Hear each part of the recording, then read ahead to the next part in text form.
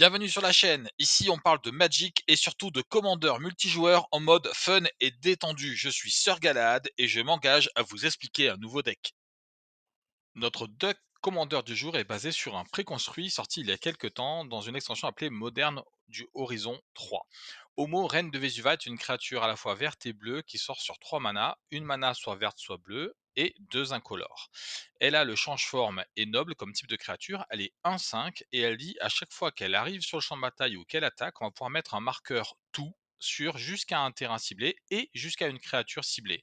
Chaque terrain ayant un marqueur tout sur lui a tous les types de terrain en plus de ses autres types, et chaque créature non terrain avec un marqueur tout sur elle a tous les types de créatures. Évidemment, on va vouloir abuser de ces deux effets qui ne fonctionnent que lorsque Homo, reine de Vesuva, est en jeu. Donc on va essayer d'abuser des effets permettant d'avoir tous les types de terrains sur nos terrains, et vous allez voir que ça c'est très très amusant, ainsi que du fait d'avoir tous les types de créatures sur nos créatures. C'est un deck vraiment très original, j'avais beaucoup aimé l'esprit du deck quand je l'ai découvert pour la première fois, et j'espère qu'il va vous plaire aussi. C'est parti. Ce qu'il y a de très original dans ce deck, c'est qu'il va être basé sur les terrains, mais pas de façon habituelle. Habituellement, la plupart des decks basés sur les terrains sont basés sur le fait que on va jouer sur le touche-terre, le fait de l'arrivée en jeu du terrain. Là, ce sera relativement peu le cas, bien qu'on jouera bien sûr du touche-terre. On va jouer sur les types de terrain. Prenons un premier exemple simple, l'avant-poste du vide rayonnant. C'est un terrain de type site qui arrive en jeu en disant vous gagnez un point de vie pour chaque site sur le champ de bataille. Comme tous nos terrains auront tous les types grâce à notre commandeur, ça veut dire que tous nos terrains seront aussi des sites, et autrement dit, lorsqu'il va arriver en jeu, on va gagner un point de vie pour chaque terrain que nous contrôlons, puisque lui-même étant un site, il compte bien sûr lui aussi. Si on arrive à le renvoyer en main avec une carte comme par exemple le Sage Merveillosoph pour pouvoir le rejouer, on va pouvoir comme ça chaque tour gagner un point de vie pour chaque terrain que nous contrôlons. Il y aura bien sûr bien plus intéressant à faire dans le deck plus tard, mais c'est un exemple d'une synergie basée sur le type de terrain dont va fourmiller le deck. Parfois, on n'aura pas la possibilité d'attaquer aussi souvent qu'on le souhaite avec notre commandeur pour rajouter les marqueurs tout sur tous nos terrains. Et le Nexus Planner nous sera très utile dans ces cas-là, puisque lui, il a chaque type de terrain non base, et donc il va rentrer en synergie avec tous les terrains qui bénéficient d'un type de terrain particulier, comme celui qu'on vient de voir juste avant, ou comme la porte de côté, qui nous permet d'engager une porte dégagée que nous contrôlons pour créer un jeton trésor.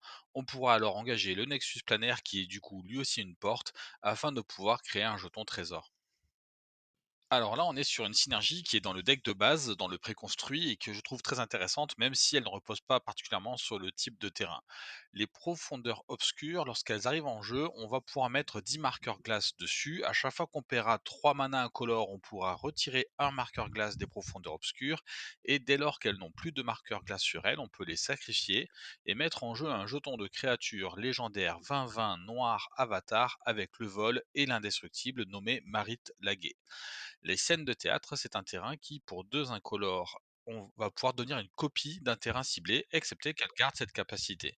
Et donc, si il devient une copie des terrains neigeux légendaires Profondeur Obscure, bien sûr, Profondeur Obscure lui-même va immédiatement disparaître puisqu'il est légendaire, mais la scène de théâtre n'aura pas les marqueurs glace vu que ces marqueurs se mettent lorsque le terrain arrive en jeu. Or, scène de théâtre n'est pas arrivé en jeu en tant que copie, il le devient après. Et comme il n'a pas les marqueurs glace, il devient alors sacrifié pour créer le jeton. Ce qui veut dire que simplement en jouant ces deux terrains, et en payant 2 incolores, on met en jeu un jeton de créature 20-20 noir avatar avec le vol et l'indestructible. C'est quand même une combo très intéressante dans le jeu.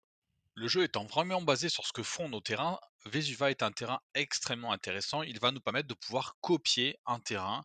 Et quand on voit certains des terrains qui sont dans le jeu, franchement, ça peut être très très fort. Les terrains de nidification vont aussi nous être très utiles puisque notre commandeur va mettre des marqueurs tous sur certains de nos permanents, mais parfois on ne pourra pas attaquer avec. On aura un nouveau permanent qui arrive sur lequel on aurait bien aimé avoir ce marqueur tout. Et bien, grâce au terrain, on va pouvoir le déplacer, soit transformer un de nos terrains en tous les types de terrains, ce qui peut éventuellement être intéressant si on avait précédemment mis sur un terrain qui a vocation à être sacrifié, par exemple, ou alors sur une créature à qui on va pouvoir donner tous les types de créatures, et on le verra plus tard, ça aussi, dans certains cas, ça sera très fort. Certains terrains basés sur les types de terrains seront vraiment très puissants et nous donneront de gros avantages, soit beaucoup de mana, soit d'autres types de bonus comme on va le voir. Et ces terrains-là, on voudra bien sûr pouvoir les détaper pour les utiliser plusieurs fois par tour. On va voir ça tout de suite. Alors, commençons par l'atelier d'Urza et le guet des nuages qui vont tous les deux fonctionner sur la même mécanique. L'atelier d'Urza, il va nous donner une mana incolore pour chaque terrain que nous contrôlons qui est du type Urza, c'est-à-dire tous les terrains sur lesquels on aura pu mettre des marqueurs grâce à notre commandeur. Et on ne peut activer cette capacité que si on contrôle au moins 3 ou plus artefacts. Alors c'est très intéressant parce que si nous avons, mettons, 5 terrains avec des marqueurs, quand on va engager l'Urza Workshop, elle va nous donner au total 6 mana incolores. C'est très très fort. Le gain des nuages, lui, fonctionne exactement sur le même principe, sauf qu'on n'aura pas la limite de devoir contrôler 3 artefacts pour activer cette capacité. Tous les terrains ayant des marqueurs sur eux seront des marqueurs, des terrains sites eux aussi, et donc il va nous donner une mana incolore pour chaque terrain ayant un marqueur tout sur lui.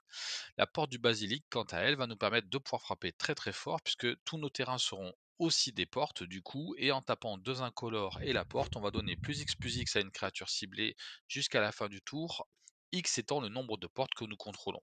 On pourra donc mettre des bonnes gifles grâce à ça. La tour d'Urza, la centrale énergétique d'Urza et la mine Urza vont toutes les trois fonctionner sur le même principe. Dès lors qu'on aura réussi à mettre un marqueur tout sur un terrain, on va pouvoir tout de suite l'engager pour sa capacité maximale, comme c'est noté dans la petite parenthèse. Si vous contrôlez un terrain avec tous les types de terrains, la tour d'Urza s'engage pour 3 incolores par exemple. Et un terrain qui arrive en jeu dégagé et va nous donner 3 mana à chaque fois qu'on l'engage, c'est extrêmement fort. Notre commandeur, lorsqu'il va arriver en jeu, va pouvoir mettre un marqueur sur ce terrain. On peut être vraiment très très tôt dans la partie avec une très grande quantité de mana grâce à ces synergies. Certains terrains peuvent nous donner rapidement beaucoup de mana et pouvoir les dégager plusieurs fois par tour ou même ne serait-ce qu'une seule fois de plus, c'est vraiment très très fort. La hiérophante de Gemme Pierre, elle, dit que lorsqu'on l'engage, elle peut dégager un terrain ciblé et à chaque fois qu'un terrain arrive en jeu, on va pouvoir la dégager elle pour recommencer. C'est extrêmement puissant et croyez-moi, on va pouvoir générer des quantités de mana tout à fait indécentes avec cette créature. Le mage du candélabre, quant à lui, pour X mana, on l'engage et il étape X terrains ciblés. Si on engage par exemple 3 terrains qui nous rapportent 6 mana, ce qui est tout à fait faisable dans notre jeu et parfois même encore pire, on va pouvoir utiliser 3 de ces mana pour dégager ces terrains et les réengager et se retrouver à la fin avec du coup 9 mana. C'est vraiment très intéressant parce que ça augmente énormément la capacité de mana de nos terrains. Le sage du labyrinthe, quant à lui, il fonctionne un petit peu différemment. Lui, le but, ça va être d'engager nos terrains pour le dégager lui. Alors, quand on l'engage, il va nous donner 2 mana de n'importe quelle combinaison de couleurs. Et à chaque fois qu'on va engager une porte dégagée que nous contrôlons, on va pouvoir dégager le sage du labyrinthe. Donc tous nos terrains qui ne donnent par défaut qu'une seule mana, mais qui seront aussi des portes, vont nous permettre de dégager le sage du labyrinthe qui lui nous donnera 2 mana. C'est comme si tous nos terrains qui sont des portes nous donnaient donc 2 mana. C'est très très fort. Il peut aussi en plus être utilisé pour transformer un terrain que nous contrôlons en créature XX citoyen avec la célérité en plus de ses autres types, X étant 2 fois le nombre de portes que nous contrôlons. Si tous nos terrains ont des marqueurs tout sur eux, ils sont tous des portes. Si on en a 7 par exemple, on a donc une créature 14-14. C'est vraiment très puissant. Notre jeu est clairement pas basé sur cette mécanique, mais elle est néanmoins incluse dans le jeu. On a la possibilité de rejouer certains terrains depuis le cimetière, et comme on a pas mal de terrains dans notre jeu qui font des choses lorsqu'on les sacrifie, tant qu'à faire, autant les récupérer. Comme il ne s'agit pas de notre plan de jeu principal, il n'y a que deux moyens de récupérer les cartes de terrain depuis notre cimetière. Il s'agit de deux créatures, en l'occurrence, le Behemoth Vivace et l'excavatrice de Ramunap. Puisque nous n'avons que deux cartes permettant de récupérer les terrains du cimetière et que les deux sont de créatures, le palude graffanté, qui nous permet en le sacrifiant de renvoyer une carte de créature au hasard depuis notre cimetière dans notre main, pourrait éventuellement nous permettre de récupérer une de ces deux créatures-là et pouvoir continuer notre petite mécanique intéressante. Le protecteur sylvestre, lui, va nous permettre de les protéger, ou de protéger d'ailleurs toutes nos créatures. En sacrifiant un terrain, on va pouvoir donner le linceul jusqu'à la fin du tour à une créature ciblée que nous contrôlons.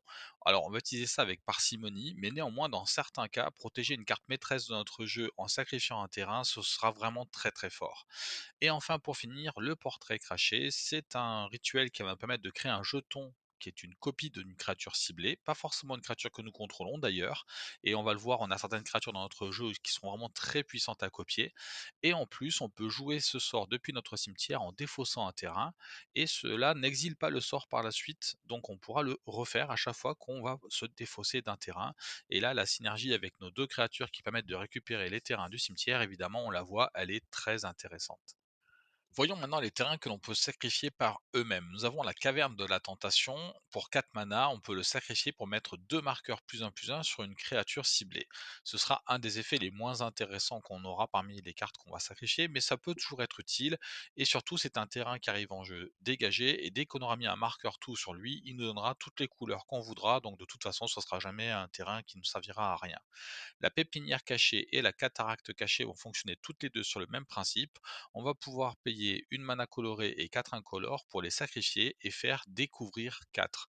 Pour découvrir 4, on va révéler les cartes du dessus de notre bibliothèque jusqu'à ce qu'on révèle une carte dont le coût en mana est inférieur ou égal à 4, une carte non terrain précisons, et on va pouvoir la lancer sans payer son coût de mana ou la mettre dans notre main et on mettra ensuite toutes les autres cartes sous notre bibliothèque. L'horizon du progrès peut être sacrifié pour piocher une carte, tout comme peuvent l'être le labyrinthe des chasseurs et la baie chirurgicale qui sont en plus des sphères, on verra plus tard que ça a son importance. L'horizon du progrès peut nous permettre aussi de mettre en jeu sur le champ de bataille une carte de terrain de notre main en payant 3 incolores, ce qui pour tous les effets touche-terre nous permettra parfois de jouer encore un terrain supplémentaire dans le tour, et ça non plus ce sera pas négligeable, nous le verrons plus tard. Notre jeu n'est vraiment pas basé à la base sur le sacrifice des terrains, puisque nous avons peu de moyens de les ramener, mais ça sera toujours des petits bonus utiles et les rares fois où on va s'en servir, vous verrez que ce sera vraiment très très fort. Puisque certaines de nos créatures auront tous les types de créatures, on va pouvoir en profiter, bien entendu. Alors, on va commencer par le Vengeur de Zendikar, un grand classique dans tous les jeux Landfall évidemment, et notre jeu n'est pas un jeu Landfall à la base, mais on va quand même avoir un peu de Landfall évidemment. Ceci dit, il dit que lorsqu'il arrive, on va créer un jeton de créature 0-1 vert plante pour chaque terrain que nous contrôlons, donc déjà ça c'est assez fort, et à chaque fois qu'un terrain va arriver en jeu sous notre contrôle, on va pouvoir mettre un marqueur +1/+1 sur chaque créature de type plante que nous contrôlons. Toutes nos créatures ayant des marqueurs tout sur elles seront aussi des plantes, et donc on mettra un marqueur +1/+1 sur toutes nos créatures, à commencer en général par notre commandeur bien entendu. Ça va vite être extrêmement puissant. Et la synergie avec une autre carte qui fait à peu près la même chose et qui s'appelle Akbal de l'âme déferlante est très intéressante. Lui, il dit qu'au combat pendant notre tour, chaque créature ondin que nous contrôlons va explorer. C'est-à-dire qu'on va révéler la carte du dessus de notre bibliothèque, on va mettre cette carte dans notre main si c'est un terrain, et sinon on va mettre un marqueur +1/+1 sur la créature qui a exploré, puis on pourra remettre la carte au-dessus de notre bibliothèque ou dans notre cimetière. Bon, on mettra rarement la carte au cimetière bien entendu, et à chaque fois qu'il attaque, on va pouvoir mettre sur le champ de bataille une carte de terrain de notre main. Si on ne le fait pas, on va pouvoir piocher une carte. La synergie avec le Vengeur est très intéressante puisqu'on va pouvoir piocher des terrains qu'on pourra mettre en jeu pour mettre des marqueurs +1 sur nos plantes, et à chaque fois qu'on piochera autre chose qu'un terrain, on mettra un marqueur +1/+1 sur nos créatures. C'est vraiment très très fort parce qu'on va rapidement pouvoir mettre beaucoup de marqueurs sur nos créatures grâce à ça. Ezuri, quant à lui, va pouvoir protéger notre commandeur lorsqu'il attaque parce qu'il a besoin d'attaquer pour mettre ses marqueurs tout. Il dit que lorsqu'on engage une mana verte, on va pouvoir régénérer un autre elfe ciblé. Toutes nos créatures qui auront des marqueurs tout sur elles seront du coup aussi des elfes, et donc on pourra les faire régénérer. Et pour 5 mana dont 3 vertes, on pourra même dire que les créatures elfes que nous contrôlons gagnent +3/+3 piétinement jusqu'à la fin du tour. Nous aurons quasiment toutes nos créatures qui seront rapidement des elfes, et avec certaines des combinaisons du jeu, on peut avoir une quantité de mana effarante dans notre deck. On pourrait activer jusqu'à 2 voire 3 fois cette capacité dans le même tour pour faire vraiment très très mal à nos adversaires. La druidesse de l'Arabase va nous donner X mana de la couleur de notre choix, X étant le nombre d'alliés que nous contrôlons. Autrement dit, elle va nous donner un nombre de mana égal au nombre de créatures avec des marqueurs tout, plus 1 pour elle-même. Si nous n'avons pas mis de marqueur sur elle, de toute façon ça ne changera rien, c'est un allié. Le seigneur de l'irréel, quant à lui, il va dire que toutes les créatures illusions que nous contrôlons gagnent +1/+1 et ont la défense talismanique. Donc déjà, dès qu'il aura un marqueur tout sur lui, il sera lui-même +1/+1 avec la défense talismanique. Mais surtout, il va pouvoir protéger nos créatures les plus importantes, à commencer par notre commandeur. Évidemment, la synergie dans notre deck est très puissante. Le baudrier multiclasse est un artefact équipement. La créature équipée aura le lien de vie si nous contrôlons un clerc, le contact mortel si nous contrôlons un gredin, la célérité si nous contrôlons un guerrier, et le vol si nous contrôlons un sorcier, une créature avec un marqueur tout sera tous ses types à la fois, et donc systématiquement, dès qu'on va équiper le baudrier et qu'on aura au moins un marqueur tout quelque part sur une créature, on va obtenir une créature qui aura le lien de vie, le contact mortel, la célérité et le vol. Avouez que c'est très très fort, surtout si on met ça sur une créature qui en plus a le piétinement. Et si nous avons un groupe complet, on pourra en plus prévenir toutes les blessures qui devraient être infligées à la créature équipée. Notons que pour avoir un groupe complet, il nous faudra avoir au moins 4 créatures avec des marqueurs tout sur elle, puisque même si une créature a tous les types, pour avoir un groupe complet, il faut vraiment une créature différente pour chaque type. Donc il nous faut un clerc et une autre créature qui soit un voleur, etc. Notre jeu n'est pas spécialement un jeu basé sur le touche-terre, mais il serait dommage de se priver de cet effet étant donné le nombre de terrains qui sont importants pour nous dans le jeu. Pour être efficace, quand on veut faire du touche-terre, il nous faut trois choses. Pouvoir envoyer nos terrains en main depuis le champ de bataille pour pouvoir ensuite les rejouer, puisqu'on n'a pas une quantité suffisante de terrain, bien entendu. Ensuite, avoir le moyen de jouer plusieurs terrains par tour et non pas un seul. Et pour finir, avoir la possibilité de bénéficier de l'arrivée en jeu d'un terrain. La chambre de croissance des simiques et l'arche aride sont des terrains qu'on va eux-mêmes renvoyer dans notre main. Lorsqu'ils arrivent en jeu, ils nous demandent de renvoyer un terrain, on va les choisir eux-mêmes, ce qui nous permettra de les poser et de les reposer et ainsi de suite. Si nous avons plusieurs effets nous permettant de poser plus d'un terrain par tour, on va pouvoir déclencher massivement des effets touche-terre grâce à ce type de terrain-là. Le sage merveillosophe, lui, va nous permettre de renvoyer un terrain que nous contrôlons dans notre main et de piocher une carte. On se défaussera d'une carte à moins que le terrain en question ait eu un type de terrain non base, ce qui n'est pas un problème dans notre jeu, puisqu'il n'y a pas de terrain dans notre jeu qui n'a pas au moins un type de terrain non base. Donc du coup, dans tous les cas de figure, ça se passera très très bien. Nous avons beaucoup de cartes nous permettant de jouer plus d'un terrain par tour dans notre jeu. Commençons par Azusa, Égaré mais Enquête, l'incontournable de tous les jeux touche-terre, qui dit qu'on peut jouer deux terrains supplémentaires pendant chacun de nos tours. On a ensuite la classe Druide, dont le premier niveau dit qu'à chaque fois qu'un terrain arrive en jeu sur le champ de bataille sous notre contrôle, on va gagner un point de vie. Donc ça, c'est un effet touche-terre intéressant. Et dès le niveau 2, il va nous dire qu'on peut jouer un terrain supplémentaire pendant chacun de nos tours. Le niveau 3, quant à lui, va nous permettre de transformer un terrain ciblé en créatures dont la force et l'endurance sont chacune égales au nombre de terrains que nous contrôlons. Cet effet ne se déclenchera qu'une seule fois lorsque la classe devient niveau 3. L'affaire de la serre verrouillée dit qu'on peut jouer un terrain supplémentaire pendant chacun de nos tours, et si nous contrôlons au moins 7 terrains, elle va se résoudre, et là on va pouvoir tout le temps en fait, regarder la carte du dessus de notre bibliothèque et on pourra jouer des terrains et lancer des sorts de créatures et d'enchantements depuis le dessus de notre bibliothèque, c'est-à-dire quasiment tous les sorts de notre jeu en fait. Ce sera vraiment très très fort dans notre jeu. Nous avons ensuite la cour de l'abondance. Lorsqu'elle arrive en jeu, nous devenons le monarque. Autrement dit, à la fin de notre tour, on piochera une carte supplémentaire tant qu'on est le monarque. Et dès lors qu'un joueur va faire des dégâts de combat à un joueur qui est le monarque, il va à son tour devenir le monarque. Au début de notre entretien, on va pouvoir mettre sur le champ de bataille une carte de terrain de notre main. C'est donc une carte qui est en plus du nombre de cartes qu'on peut jouer chaque tour, bien entendu. Ce qui nous permet donc de jouer techniquement un terrain de plus chaque tour.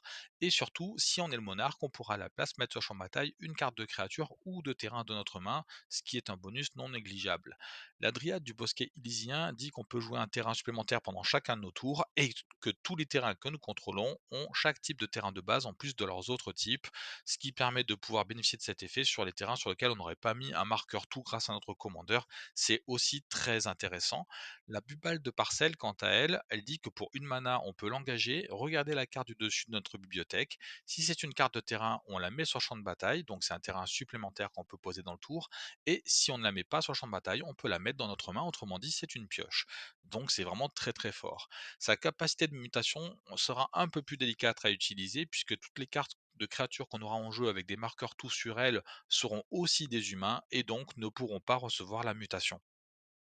La dernière de nos cartes nous permettant de jouer plus d'un terrain par tour est extrêmement intéressante. Il s'agit d'un véhicule légendaire, la Regalia. Donc elle a 4-4, elle va se piloter pour seulement un, donc très facile à piloter. Elle a la célérité en plus qui est très intéressant, et même si jamais elle devait mourir dès sa première attaque, ça fait un effet qui est quand même malgré tout intéressant. On va révéler les cartes du dessus de notre bibliothèque jusqu'à ce qu'on révèle un terrain. On va mettre ce terrain sur champ de bataille engagé et le reste sous notre bibliothèque. Ce qui veut dire que ça nous permet d'aller chercher le prochain terrain et de le mettre directement en jeu. C'est vraiment très très intéressant. On a fini avec les cartes permettant de rajouter des terrains supplémentaires pendant nos tours. On va maintenant voir tous les terrains qui vont profiter de tout ça. On commence par Tatiova, le grand classique bien entendu. Elle a dit qu'à chaque fois qu'un terrain arrive en jeu, on va pouvoir gagner un point de vie et piocher une carte. Le principal inconvénient de Tatiova, souvent, c'est qu'elle coûte assez cher en mana. Pour 5 mana, c'est quand même assez long à poser en général. Mais avec notre jeu qui peut rapidement avoir beaucoup de mana, elle sera souvent présente très rapidement en jeu. On l'a vu, on a les moyens de poser beaucoup de terrain chaque tour si nous avons besoin de le faire, et maintenant il va falloir en profiter. Alors, on a la colonie de Scalaire, qui est un grand classique des jeux touche-terre.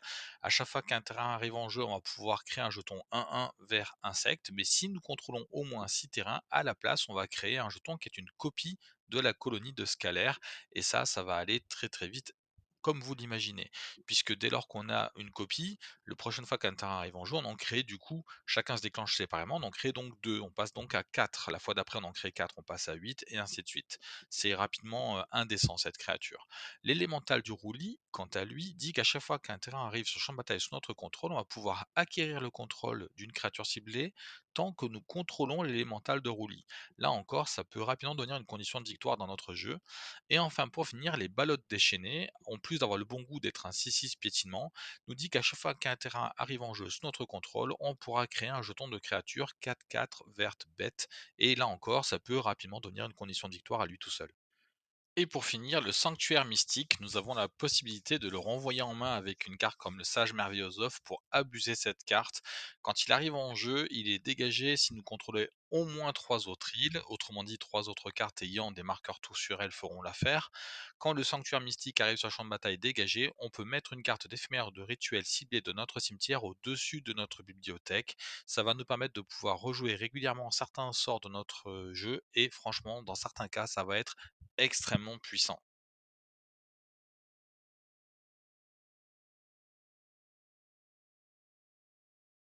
Dans la famille des grosses bébêtes qui sont là pour taper, j'ai nommé Bunny Paul la bûcheronne. J'adore cette carte, elle est très originale, je trouve. En tout cas, elle est vraiment très intéressante dans notre jeu. Alors certes, elle coûte 6 mana, mais comme on aura rapidement beaucoup de mana, normalement, elle ne sera pas un problème pour être jouée.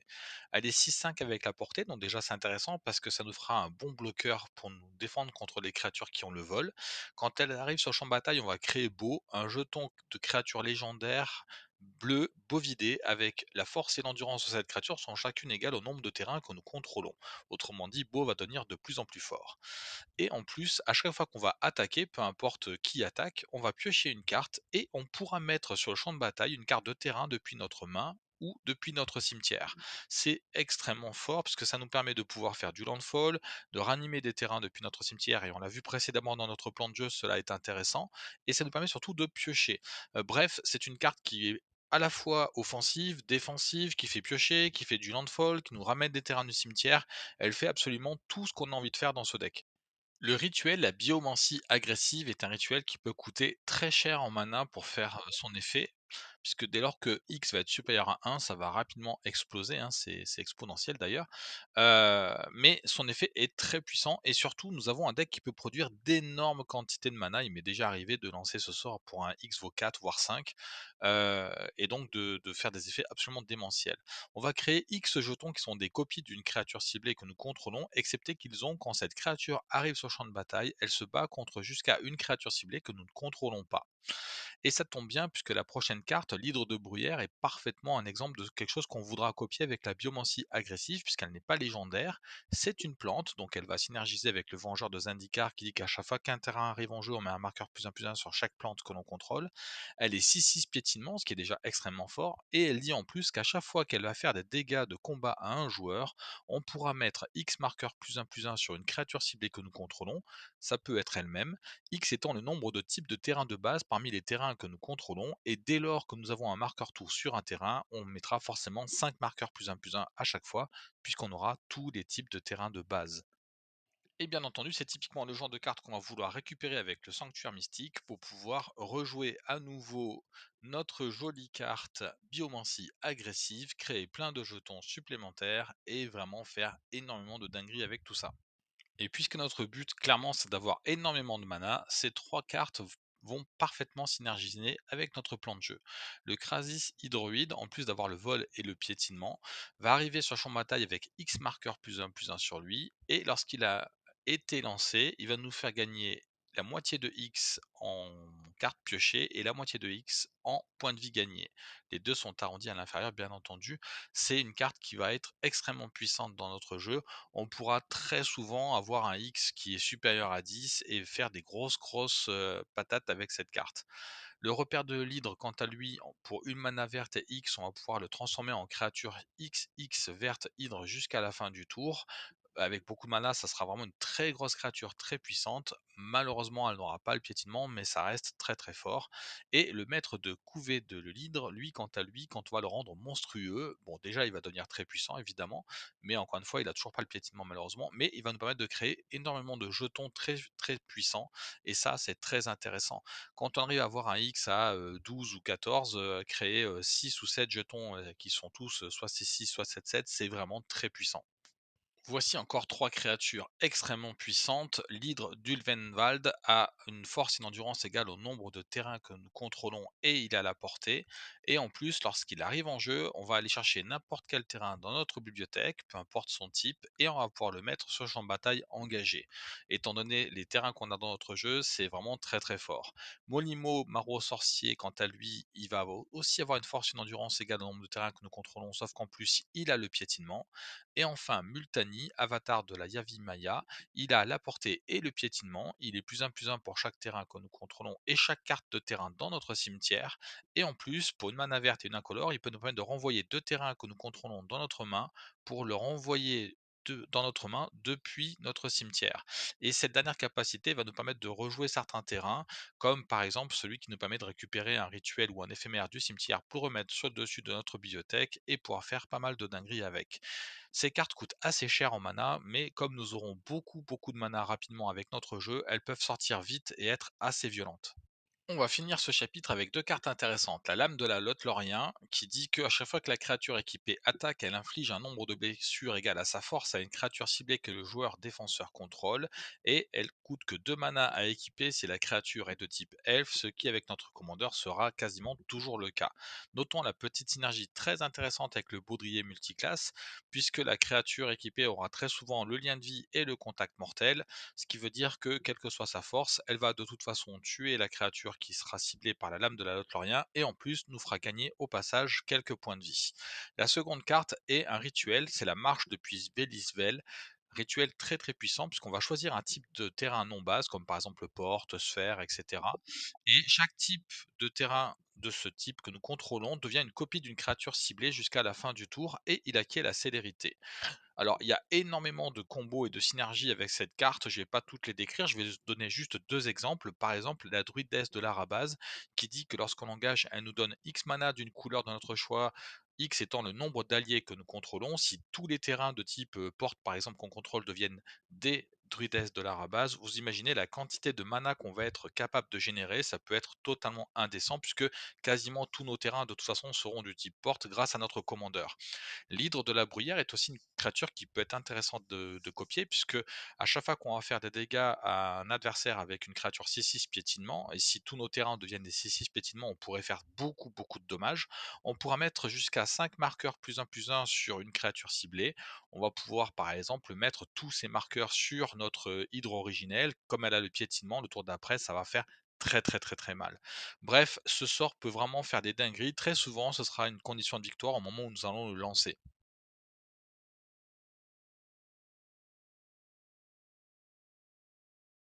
Alors, au niveau de nos moteurs de pioche ou équivalents, comme vous le savez, moi j'aime bien piocher de façon un peu particulière souvent dans mes decks.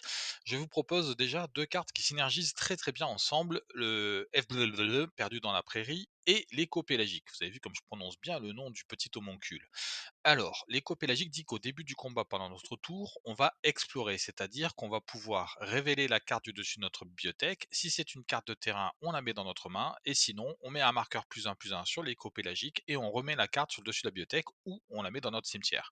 Chose qu'on fera jamais, hein, la dernière option, ou très rarement en tout cas. Et Fleu Bleu, quant à lui, dit qu'on peut regarder la carte du dessus de notre bibliothèque à tout moment. Et si c'est une carte qui n'est pas une carte de terrain, on peut la comploter, donc payer son coup de mana et la mettre en exil pour la jouer plus tard un autre tour de jeu à la vitesse d'un rituel sans payer son coup de mana.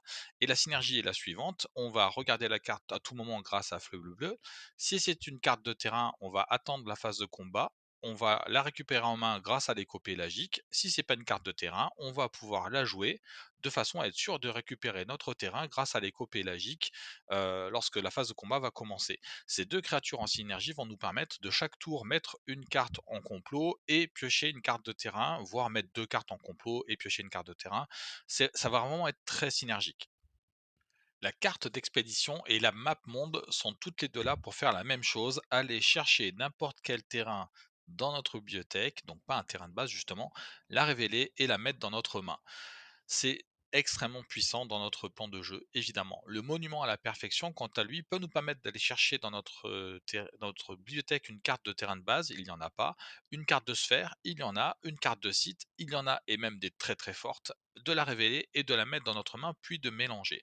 Mais c'est surtout sa deuxième capacité qui sera très intéressante. Pour 3 mana, on peut faire en sorte qu'il devienne une créature artefact 9/9, Phyrexian et construction en perdant toutes ses autres capacités et il acquiert l'indestructible et Toxic 9. Toxic 9, ça veut dire que si jamais il arrive à faire des dégâts de combat à un adversaire, celui-ci gagne 9 marqueurs poison. Notons qu'à partir de 10 marqueurs poison, l'adversaire perd la partie. Donc si jamais le monument le touche deux fois, l'adversaire perd la partie. N'activez que s'il y a au moins 9 terrains de noms différents parmi les terrains de base, sphères et sites que nous contrôlons. Autrement dit, avec notre commandeur, cette phrase devient quasiment n'activer que s'il y a au moins 9 terrains de noms différents parmi nos terrains. Et ça, c'est évidemment très puissant. Rien de très particulier à dire sur ces 2 autres cartes, hein, on pioche et on peut mettre un terrain supplémentaire de notre main en jeu ce tour-ci. C'est évidemment très synergique avec notre plan de jeu et de toute façon, piocher, c'est toujours très puissant. Nous avons ensuite 2 Planeswalkers dans notre deck qui vont nous permettre aussi de faire du card advantage. Donc le premier c'est Nissa, intendante des éléments, qui pour +2 fait regard 2, c'est déjà très intéressant. Je rappelle que le regard, ça veut dire qu'on va regarder un certain nombre de cartes, là en l'occurrence 2 depuis le dessus de notre bibliothèque, et on peut soit les remettre sur le dessus de notre bibliothèque dans n'importe quel ordre, soit les mettre dessous dans n'importe quel ordre, soit en remettre une partie dessus, une partie dessous. Bref, c'est très intéressant. Pour 0, on va pouvoir regarder la carte du dessus de notre bibliothèque. Si c'est une carte de terrain ou de créature avec un coût converti de mana inférieur ou égal avec le nombre de marqueurs loyauté qu'il y a sur Nissa, intendante des éléments, on va pouvoir mettre cette carte sur le champ de bataille. Très souvent, comme on aura beaucoup de mana dans notre jeu, c'est ce qu'on va faire. On va jouer Nissa pour un X énorme, et ensuite, tous les tours, on n'utilisera que son 0 pour mettre une carte de plus dans notre main. Ou sur le champ de bataille, bien entendu. Et pour -6, on va pouvoir dégager 2 terrains ciblés que nous contrôlons et ils deviennent des créatures 5/5 élémentales avec le vol et la célérité jusqu'à la fin du tour. Ce sont toujours des terrains, on utilisera très très peu cette dernière capacité, elle sera rarement intéressante. Vivien Red, quant à elle, va nous dire qu'on pour +1, on regarde les 4 cartes du dessus de notre bibliothèque, on peut révéler une carte de créature ou de terrain parmi elles et la mettre dans notre main et mettre le reste sous notre bibliothèque dans un ordre aléatoire. Donc c'est une sorte de pioche, sauf qu'on va pouvoir choisir ce qu'on pioche parmi les 4 prochaines cartes, c'est très intéressant.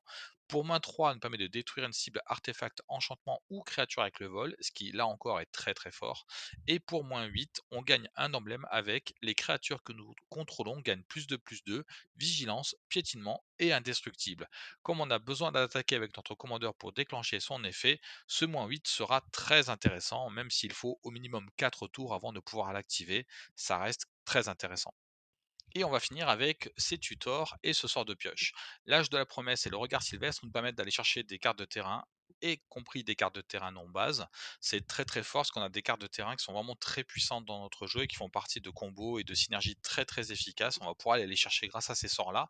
Le summum de la révélation, quant à lui, étant donné la capacité à créer énormément de mana dans notre deck, son X vaudra souvent beaucoup, genre 10 ou 12, et donc on va pouvoir rapidement piocher énormément de cartes, remettre tout notre cimetière dans notre bibliothèque et ne plus avoir de limite au nombre de cartes dans notre main pour le reste de la partie. Très très fort. Pour ajouter des marqueurs tout sur nos créatures et nos terrains, il est impératif de pouvoir attaquer avec notre commandeur et donc de pouvoir le protéger pour pas qu'il se fasse flinguer dès lors qu'il va attaquer. Commençons par Kazeto et la souveraine Ondine. Kazeto Archimage Orochi dit que pour une mana verte et une mana bleue, on va pouvoir rendre imbloquable une créature ciblée. C'est très intéressant. Et surtout, si cette créature est un serpent, elle gagne en plus 2. Comme notre commandeur sera traitement tous les types de créatures, il sera aussi un serpent. C'est toujours bon à prendre. La souveraine ondine, quant à elle, dit que tous les autres ondins que nous contrôlons gagnent +1/+1, donc y compris notre commandeur du coup. Et lorsqu'on va l'engager, une créature ondin ciblée ne peut pas être bloquée ce tour-ci. Encore une fois, on va pouvoir rendre notre commandeur imbloquable grâce à elle. Kogla, quant à lui, il va pas être utilisé pour rendre notre commandeur imbloquable ou le protéger lorsqu'il attaque, mais pour le renvoyer en main, vu que notre commandeur sera aussi un humain, et pouvoir du coup le rejouer puisqu'il met aussi des marqueurs lorsqu'il arrive en jeu. Alors cette technique nous permettra de mettre des marqueurs que sur les terrains, puisque en fait quand il arrive en jeu, on remettra le marqueur sur lui-même, hein, normalement. Et donc ce sera un peu moins fort que de pouvoir attaquer en le rendant imbloquable, mais néanmoins Kogla fait d'autres choses. Alors bon déjà il est 7-6, quand il arrive en jeu, il va gérer une créature, puisqu'il se bat contre une créature ciblée qu'un adversaire contrôle. Et en plus, à chaque fois qu'il attaque, on va pouvoir détruire un artefact ou un enchantement ciblé que le joueur défenseur contrôle. Bref, c'est extrêmement puissant. Et enfin, pour finir, on peut le rendre indestructible aussi quand on renvoie un humain en jeu, ce qui est extrêmement fort. L'enchantement marin de la côte des épées va rendre notre commandeur imbloquable si on attaque l'adversaire qui a le plus de points de vie ou qui est égalitaire avec celui qui a le plus de points de vie. Et l'anneau de Bilbo, lui, non seulement il va rendre notre commandeur imbloquable, mais en plus il lui donnera la défense talismanique pendant notre tour, et il dit que si jamais il attaque tout seul, on va pouvoir piocher une carte en payant un point de vie. C'est très très intéressant, et en plus ça coûtera que une mana de l'équiper, puisque notre commandeur sera bien entendu, en plus de tous les types qu'il peut avoir, un halfling.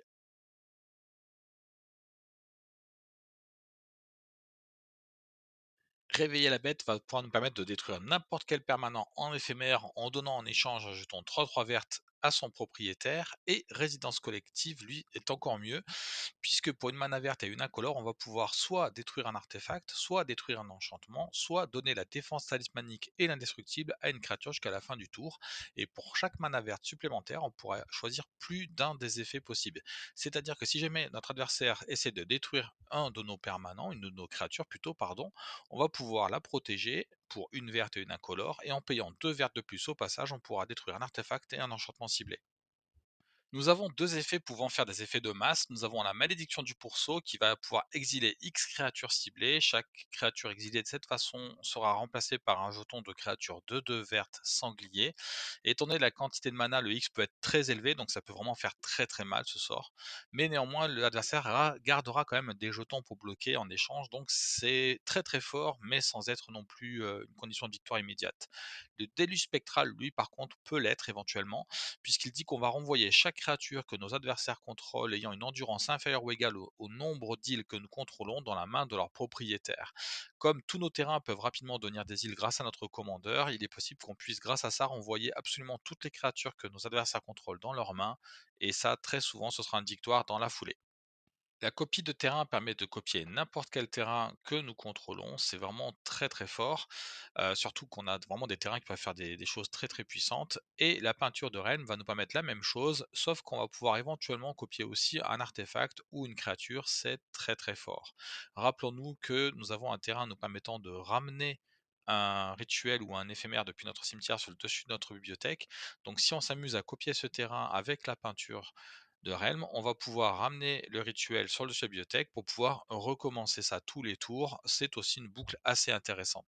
Et nous finissons ce chapitre avec la propagande, un enchantement classique et efficace pour se défendre contre les attaques en masse de nos adversaires, notre deck ayant relativement peu de moyens de nous défendre. C'est une carte qui est toujours la bienvenue. Et voilà, chers amis, on est là à la fin de cette vidéo. J'espère vraiment qu'elle vous a plu. Moi, personnellement, c'est un commandeur que j'apprécie énormément parce qu'il est très très original. Il a une mécanique de jeu qui ressemble à rien qu'on puisse connaître d'habitude. Le fait de jouer sur les types de terrain et les types de créatures en même temps, c'est vraiment quelque chose de tout à fait innovant, je trouve. Ce deck était passé un petit peu inaperçu en plus à l'époque où il est sorti, donc j'avais vraiment envie de faire une vidéo pour vous le partager et vous le présenter. J'espère que ça vous a donné envie de commander ce préconstruit et de le tester parce qu'il est vraiment très original. Amusez-vous bien, je vous souhaite de bonnes parties, je suis Sir Galahad et il est temps pour moi de me dégager.